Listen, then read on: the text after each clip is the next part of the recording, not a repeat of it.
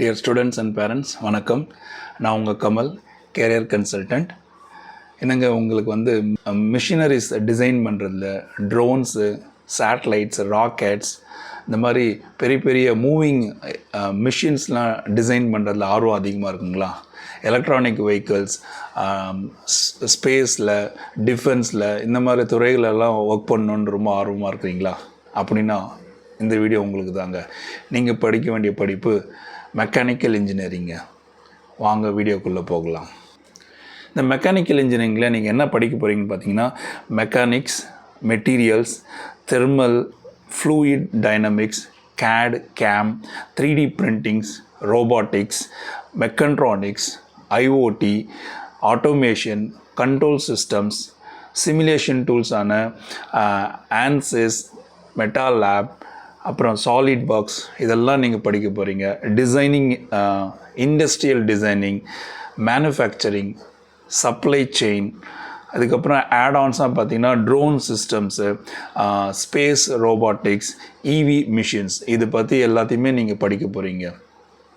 Okay, இந்த படிப்பு படிக்கிறதுக்கு உங்களுக்கான எலிஜிபிலிட்டி என்னன்னு பார்த்தீங்கன்னா, வழக்கம் போல் இன்ஜினியரிங்கோட eligibility PCM, physics, chemistry, maths இந்த கோர்ஸ் எடுத்து இந்த படிப்பு இருக்கிற மாதிரி நீங்கள் 12th படிச்சிருந்தாக்கா நீங்கள் இந்த கோர் இன்ஜினியரிங்கான மெக்கானிக்கல் இன்ஜினியரிங் படிக்கிறதுக்கு எலிஜிபிளுங்க.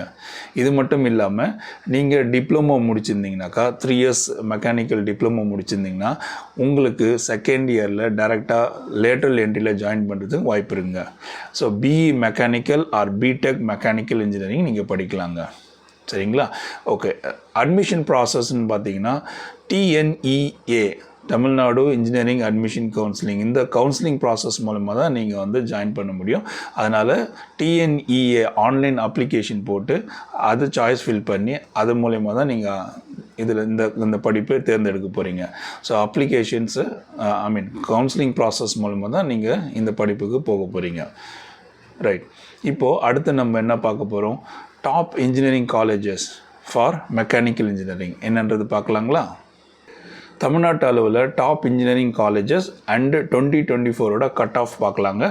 CEG Anna University 194.5, PSG Tech Coimbatore 193, SSN College Chennai 192, CIT Coimbatore 189, Thiagaraja Madurai 188, அப்புறம் Chennai institutes of technical 184, Kumaraguru CBE 181. So இதெல்லாம் வந்து டாப் காலேஜஸ்ங்க. ஸோ காலேஜஸ் எப்படி சூஸ் பண்ணணும், பெஸ்ட்டு காலேஜஸ் எப்படி சூஸ் பண்ணணும்னு ஒரு வீடியோ போட்டிருக்கேன், நீங்கள் அதுபடி பாருங்கள். இந்த டாப் காலேஜஸ் லிஸ்ட்டில் இல்லாமல் ஏதாவது ஒரு காலேஜை நீங்கள் சூஸ் பண்ணுறீங்கன்னு சொன்னீங்கன்னா அந்த வீடியோவை பார்த்து அதனோட கைட்லைன்ஸ் படி நீங்கள் சூஸ் பண்ணால் பெட்டராக இருக்குங்க. ஓகே, ஸோ நீங்கள் 190+ வச்சுருந்தீங்கனாக்கா இந்த பர்டிகுலர் இன்ஜினியரிங்கை உங்களுக்கு பிடிச்ச காலேஜில் சூஸ் பண்ணுறதுக்கு ரொம்ப ஈஸியாக இருக்குங்க. அடுத்து நம்ம பார்க்க போகிறது கேரியர் பாத்துங்க. ரோல்ஸ், என்ன ரோல்ஸில் நம்மளுக்கு வேலை கிடைக்கும். இந்த மெக்கானிக்கல் இன்ஜினியரிங் முடித்த பிறகு நம்ம என்ன மாதிரிலாம் ஒர்க் பண்ண போகிறோன்னு பார்த்தீங்கன்னா, நீங்கள் வந்து டிசைன் அண்ட் CAD இன்ஜினியராக இருக்கலாங்க.